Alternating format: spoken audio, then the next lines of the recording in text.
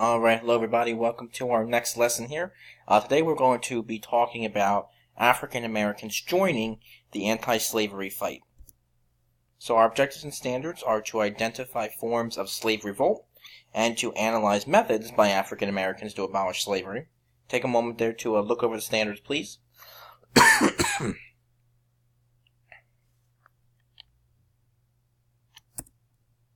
And our desired result. How did African Americans expand their role in the fight against slavery? So think about that question as we go through here. What are some of the things that slaves were doing to rebel or revolt against their owners, or even to try to help other African Americans gain freedom as well? So speaking of revolts, let's talk a little bit about that.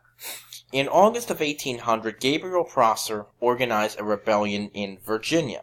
Now, he had recruited more than 1,000 people who were to storm the arsenal. Now, an arsenal is a place where they would keep weapons, gunpowder, things like that. In Richmond, they were planning to take over the city and then eventually the entire state of Virginia. Now, the rain on the night of the planned attack, forced a delay. 2 slaves then exposed the plot to authorities. Gabriel and other suspected slaves were then rounded up, and he and 23 others were then hanged because of it. There would be laws that were soon passed that restricted the movement of slaves, as slave owners would become more worried as well. So the fight for freedom. Another rebellion, a former slave, Denmark Vesey, had purchased his freedom in 1800 and encouraged other African Americans to fight for freedom. Now, he lived in Charleston, South Carolina, and believed that slavery was morally wrong. So Vesey was determined to do whatever he could to stop it. He spent years trying to organize a rebellion after being inspired by the Haitian revolt. Now, in Haiti, to make a long story short, the slaves had rebelled against their owners there and were successful at taking over the island. So he is inspired by that. Rebels and Vesey, about 9,000 in total, planned to attack arsenals, murder white citizens, and burn down Charleston, South Carolina in 1822. However, word got out about the plans, and officials searched for Vesey and others. Vesey and 139 others were arrested, and he and 34 others were hanged. Rebellions continue. On August 21st, 1831, Virginia slave Nat Turner began the bloodiest slave revolt in U.S. history. Now, he was deeply religious and believed that he was chosen by God to lead his people. Turner killed his owner and the family, then moved on to kill about 60 more whites. He evaded capture for 6 weeks. A limited number of slaves, about 75 of them, joined the fight, but they soon faced a group of 3,000 whites, which resulted in Nat Turner being captured, and he was executed. Following that as well, laws that were stricter against African Americans were passed, as more whites grew more afraid again. We also have some mutinies going on. A Spanish ship, the Amistad, had a mutiny by African American captives aboard against the crew in 1839, and this began the Amistad Mutiny. Now you can see a picture here that says the death of Captain Ferrer, the captain of the Amistad, July 1839. Joseph Cinque was the leader of the group, and he then demanded that they be returned to Africa.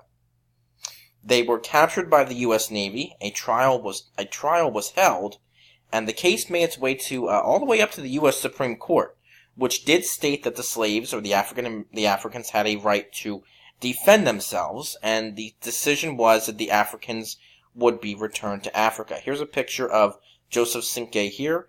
I'm not quite sure of his full African name, but that is what they typically refer to him as, so that's a depiction of him there. So, a journey to freedom.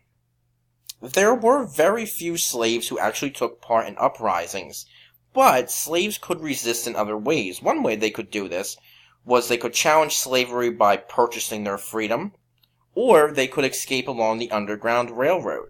Slaves used the Underground Railroad to escape to freedom in the North or to Canada. So here I have a picture of the Underground Railroad around 1860. The red lines are trails or ways that slaves could get to the North and to freedom. So you could see how long these trails were sometimes. And the Underground Railroad consisted of a network of Americans who opposed slavery that would help slaves escape to freedom by providing shelter or other items to them along their journey. Now, stations along the Underground Railroad were houses or barns where slaves could hide out and sleep for the night, or get protection from slave hunters or whatever. Those who helped smuggle slaves to freedom were known as conductors, and they actually risked their own lives by helping them. Most escapes were done at night, during the cover of darkness as well. So, work along the Underground Railroad. There were many people involved in helping slaves along the Underground Railroad. One of the best known conductors was Harriet Tubman. You may know her name. She's up here in the corner here. Who is said to have threatened slaves with a gun to keep them quiet along the journey. Don't mean to laugh there, but it's kind of crazy that she, was able to do that. Slaves were typically hidden in boxes or bottoms of wagons.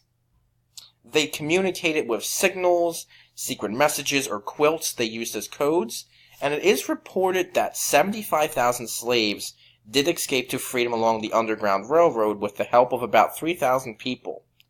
One of the most successful couples at doing this was Levi Coffin and his wife. They were believed to have helped more than 2,000 slaves to freedom. There are examples of other African American great escapes as well. Excuse me. A slave named Henry Brown of Richmond, Virginia, folded himself into a box and then had himself mailed to Philadelphia, Pennsylvania. There's a picture of it here of them opening the box and Henry Brown being found inside of it. In another example, Thomas Jackson helped a slave learn to read and write after the slave helped keep him warm. The slave then successfully escaped to the north after writing a pass for himself saying he was a free man. And eventually, Thomas Jackson became a Southern leader during the U.S. Civil War as General Thomas Stonewall Jackson. His picture up here for you. So, calling for colonization.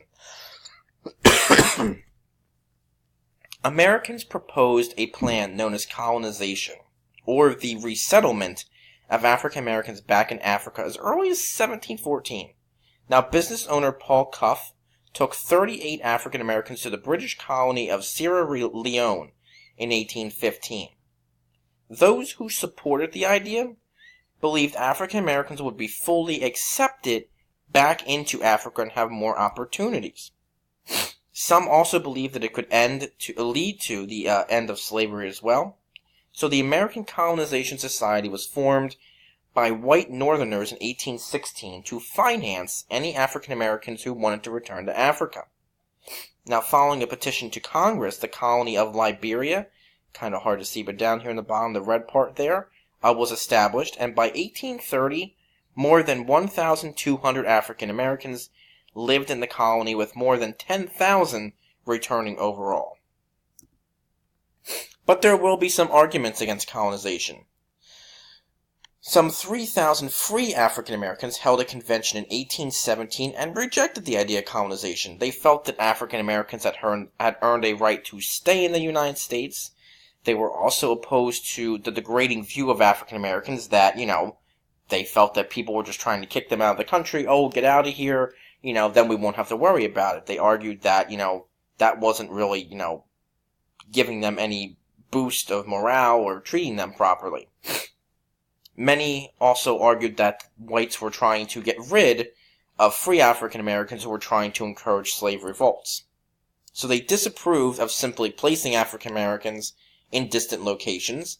Many African Americans may have had difficulty blending back into those societies, and those slaves who were born in the U.S. would be treated as outsiders going back to Africa. So colonization, while it sounded like a good idea, never really fully addressed the moral issue of slavery. Alright, so our closure. How did African Americans expand their role in the fight against slavery? Think about some of the revolts and rebellions we talked about, the mutiny on board the Amistad, the use of the Underground Railroad, and then even the whole idea of colonization, of sending African Americans back to Africa. And that'll help you answer your question for today. Alright, have a good rest of your day or night, everybody. Hope to talk to you soon.